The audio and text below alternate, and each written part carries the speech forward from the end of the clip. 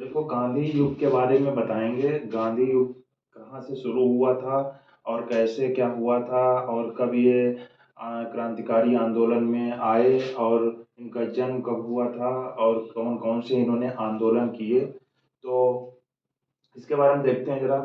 गांधी युग, गांधी जी का जन्म कब हुआ था? गांधी जी का जन्म हुआ था 2 अक्टूबर 1869 में। 2 अक्टूबर एंड 1869। उसी दिन क्या मनाया जाता है? 2 अक्टूबर के दिन क्या मनाया जाता है भैया? लड्डू मिलते हैं।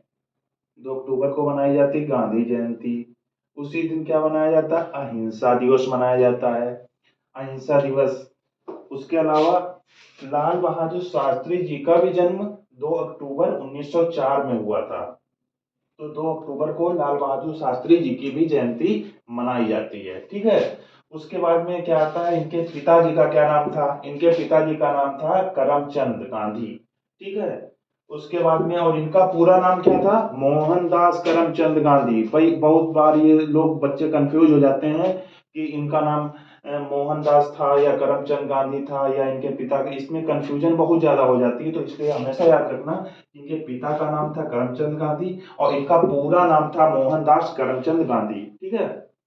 उसके बाद में आता है इनकी माता का नाम। इनकी माता का नाम था पुतली बाई। ठीक है।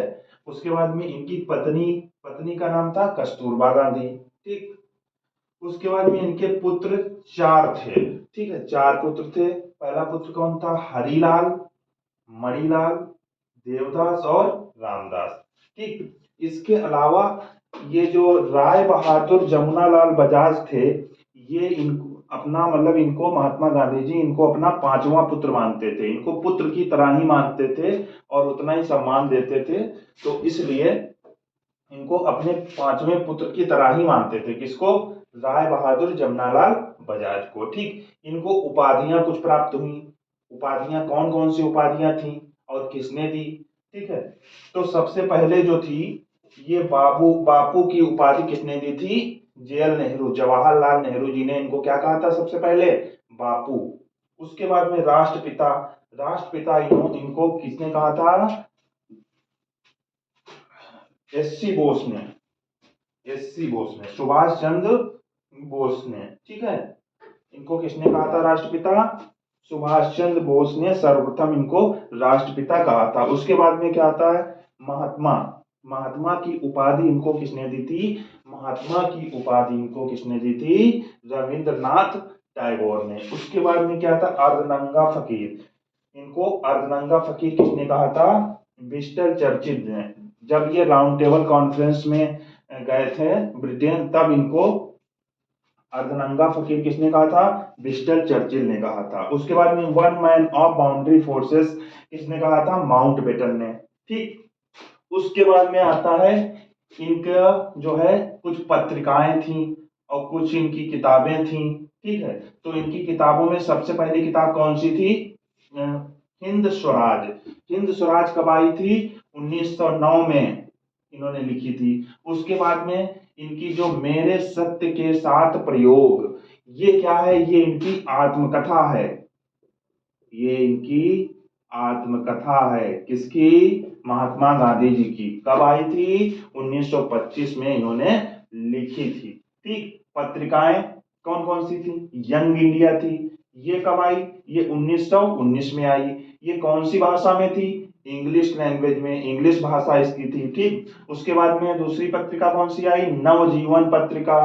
ये कब आई? ये आई 1933 में। ठीक। ये कौन सी भाषा में थी? गुजराती भाषा में थी। सब समझ में आ रहा ना? अच्छा। ठीक ठीक ठीक। 1933 में कौन सी आई थी? नवजीवन पत्रिका आई थी, जो कि गुजराती भाषा में थी। उसके बाद में हरिजन। हरिजन एक पत्रिका आई थी, जो कब आई थी? 1933 में। और ये कौन सी भाषा में थी बच्चों? ये हिंदी में थी। ठीक। उसके बाद में इनके 2 प्रिय भजन थे जो हमेशा गांधी जी गाया करते थे। एक तो बड़ा फेमस है, सब लोगों को पता होगा, रघुपति राघव राजा राम, है ना। और दूसरा कौन था? वैष्णव जनते कहिए। ठीक। तो पहला कौन सा था? वैष्णव जनते कहिए। ये किसने लिखा था? नरसिंह मेहता द्वारा। ठीक। दूसरा रघुपति राघव राजा राम, ये किसके द्वारा दिया गया था? विष्णु दिगंबर। ठीक। इनके दो प्यारे सचिव भी थे जो बहुत इनको प्रिय थे, जो इनके साथ में रहते थे। कौन कौन से थे? महादेव देसाई और प्यारेलाल, ये दो सचिव थे। तो गांधी जी के बारे में कुछ ओवरव्यू हम लोगों ने ले लिया। अब आगे की क्लास में ये पढ़ेंगे कि ये कब साउथ अफ्रीका गए और उसके बाद में वहां इन्होंने नटाल कांग्रेस की स्थापना करी, फिनिक्स आश्रम की स्थापना की, उसके बाद में सत्याग्रह किया और भारत आए। भारत 1915 में भारत आए। उसके बाद में इन्होंने क्या किया? इन्होंने यहाँ भी थोड़े दिनों बाद सत्याग्रह कई सारे किए और आंदोलन किए। तो उसके बारे में नेक्स्ट क्लास में पढ़ेंगे। तो ओवरव्यू कुछ हम लोग को मिल गया होगा आप लोगों को, कि जिससे कि समझ में आ जाए कि गांधी जी के बारे में कुछ चीजें। ठीक है।